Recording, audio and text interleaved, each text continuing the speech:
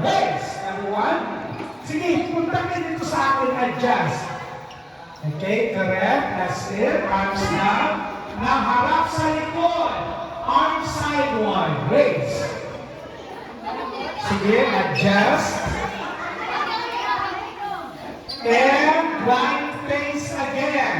Harap sa basketball court. Arms sideward. Raise. Okay, arms down and face front. Ready na, ready na? Aha! Aha! Ready na! Ready na! Check, check. Check! Okay. So ngayon, we are here this afternoon for a common purpose to have your Christmas get together among the Familia homeowners. So of course, a small part of getting to know how are we in terms of our physical fitness, in terms of our body language, in terms of the energy that we want to provide and give to each one of us in the celebration of the Pasko. Merry Christmas, everyone! Merry Christmas. Okay. So let's start the afternoon session to enliven our body. Let us feel the air, the water, the soil, the people around us, ang kasaba, ang kanindo sa palibot, very colorful. So let's start with a cool exercise. So we call it Shibashi. Shibashi is an Asian body prayer exercise, or we call it Qigong. And Chinese, di ba usually the elders, once they gather at the park, they usually perform Shibashi. So hindi natin inon atong kagalingon nga rang-rang, kundi mga bagets. Once yan, di ba ma'am? So we are all once yan, mga bagets ka. Usually, some adult or even elders gather around the park or even on streets to do the early morning session. They call it the Shibashi.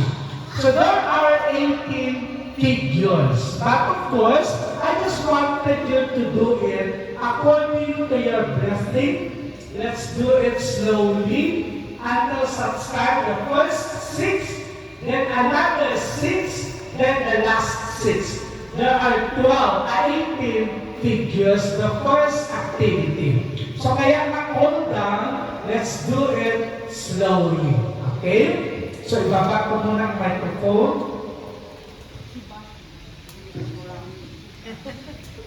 Okay, first open the right hand. Close with the left fist and bow. Then open your hand down. Then again. 5, 6, ready, start.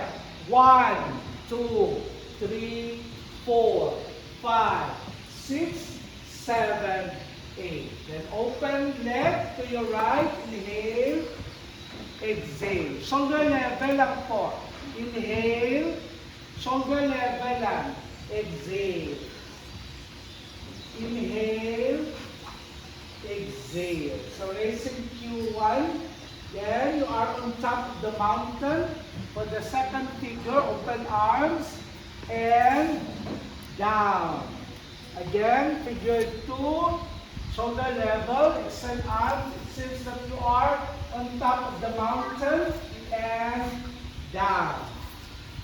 So we are now on figure 3. Extend arm higher, then right. Shoulder level pa rin ang right arm. Open hand to the other side. And other side. And other side. Within 4 arms, 4 figure. Release, just like you're holding the clouds. Up. Down again. And inhale. Exhale. Number 5. Arms in front. So ang right nasa taas, Ang left sa baba. To your right, twist to your right. And place below again to the other side. Stretch your arm and other side. And side. And side. So number 6, rolling the boat. 6. Okay, so let's repeat from 1 to 6. Bago tayo mag 7 to 12. Ready? Sige, harap ko na ako dito. Nagdala mo ka mo extra share. Feet together, ready, bowing. Down. Release arm. And first figure, open. Exhale. Inhale. Exhale. Second figure, and you're on top of the mountain. Release, arms down. Another, second figure. You're on top of the mountain. Extend arm and down. For the third figure, then right and to the other side. And again, other side, and other side. Number 4 figure, you are holding the clouds, and assuming that you are holding the clouds. And number 5, twist to the other side, extend, and other side. And other side. And last one, other side. And number 6, rolling the boat. 6. Okay. And